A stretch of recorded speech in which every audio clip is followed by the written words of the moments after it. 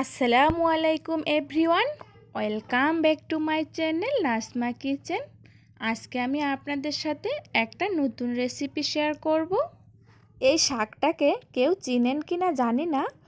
এই শাকটাকে আমাদের গ্রামে ঢেকি শাক বলে চিনে। আলু দিয়ে বা খালি ভাজি করলে অনেক মজা লাগে খেতে। আজকে আমি আপনাদের সাথে শেয়ার করব ঢেকি শাকের আলু দিয়ে ভাজি রান্নার রেসিপি। আশা করি আপনাদের সবার ভালো লাগবে।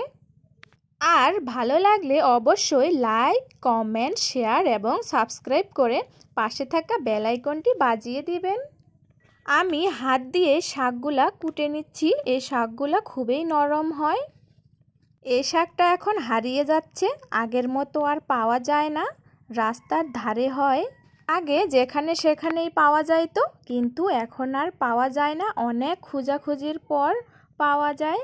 আমি যখন বাসায় আসি আমার মায়ের কাছে এই শাকগুলা খাওয়ার অনেক আবদার করি। আমার অনেক ভালো লাগে খাইতে। মাছ মাংসের থেকে এই শাকের ভাজি দিয়েই এক প্লেট ভাত খেয়ে নেবেন নিমিষেই, এতই স্বাদের হয়।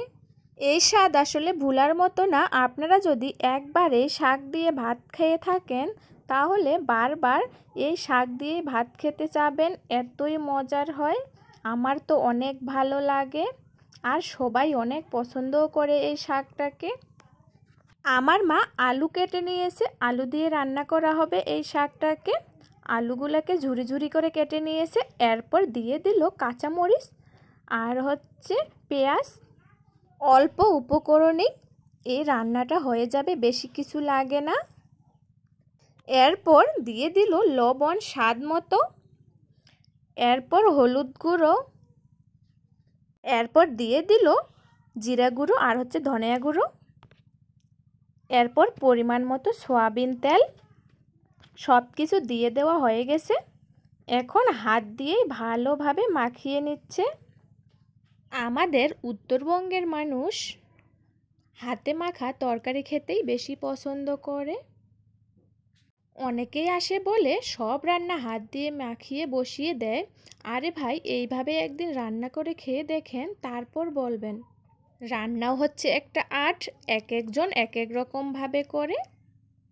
আমি বলি রান্না যেইভাবেই করা হোক, রান্নায় স্বাদ হলেই হলো, আর কিছুই লাগে না।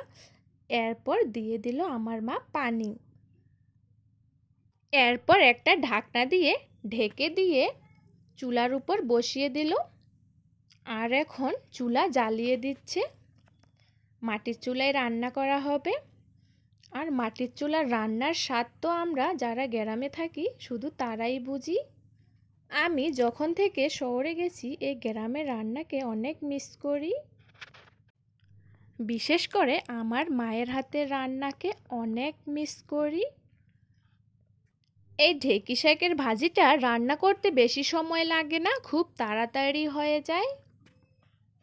আর চুলার অবস্থাটা একটু খারাপ আছে, মানিয়ে গুছিয়ে নিয়েন বন্ধুরা, কেউ বাজে বলবেন না। কিছুক্ষণ পর ঢাকনাটা তুলিয়ে আমার মা দেখতেছে পানিটা কতটা শুকিয়ে গেছে। পানিটা অনেকটাই শুকিয়ে গেছে আর অল্প একটু আছে। এরপর একটা ছুন্নির সাহায্যে আমার মা ভালোভাবে উল্টাপাল্টা করে দিচ্ছে। অনেকেই বলতে পারেন শুধু মায়ের রান্নাই দিচ্ছে আর মায়ের রান্নাই দিচ্ছে। আমি যতদিন এখানে আছি ততদিন আমার মায়ের হাতের রান্নাই দিব বন্ধুরা। ঈদের পর বাসায় যাব, তখন থেকে আমার রান্না দেওয়ার চেষ্টা করব। আর মায়ের কাছে আসলে মায়েরা মেয়েদেরকে কখনোই রান্না করতে দেয় না। সব মায়েরাই এরকমই করে। এটাই হচ্ছে আসলে মায়ের প্রকৃত ভালোবাসা। এই ভালোবাসাটা শুধু মায়ের কাছ থেকেই পাওয়া যায়, আর কিন্তু কোথাও পাওয়া যায় না বন্ধুরা। এই কথাটা এখন আমি ভালো করেই বুঝে গেছি। আরও একবার ঢাকনাটা তুলে আমার মা দেখতেছে ঢেকি শাকের ভাজি আলু দিয়ে হয়ে গেছে। আর কিছুক্ষণ তাহলেই হয়ে যাবে। আর অল্প একটু পানি আছে, এই পানিটাকে শুকিয়ে ফেলতে হবে। আমি ভীষণ খুশি, অনেক দিন পর ঢেকি শাকের ভাজি খাবো। প্রায় 4-5 বছরের মতো হয়ে গেছে খাওয়া হয়নি। এরপর আবার মায়ের হাতের রান্না, কথাই নাই। মায়ের হাতের রান্নার সাথে কারো তুলনা হয় না। আমি আমার মায়ের মতোই রান্না করার চেষ্টা করি, কিন্তু আমার মায়ের হাতের রান্নার যে স্বাদটা থাকে ওই স্বাদটা আমার রান্নায় কেন জানি পাই না। দেখেই কতটা লোভনীয় লাগতেছে বন্ধুরা, খেতেও কিন্তু দারুণ। আপনারা অবশ্যই বাসায় ট্রাই করে দেখবেন যদি এই শাকটা পেয়ে থাকেন, আর এইভাবে রান্না করার চেষ্টা করবেন। আর এখনও যারা আমার চ্যানেলটি সাবস্ক্রাইব করেননি অবশ্যই সাবস্ক্রাইব করে পাশে থাকা বেল আইকনটি বাজিয়ে দেবেন। লাইক, কমেন্ট অ্যান্ড শেয়ার করতেও একদম ভুলবেন না। আজকে এখানেই শেষ করতেছি, পরবর্তীতে আবার কোনো রান্নার ভিডিও নিয়ে দেখা হবে। ততক্ষণে সবাই ভালো থাকবেন। আল্লাহ হাফেজ, আসসালামু আলাইকুম। ধন্যবাদ সবাইকে।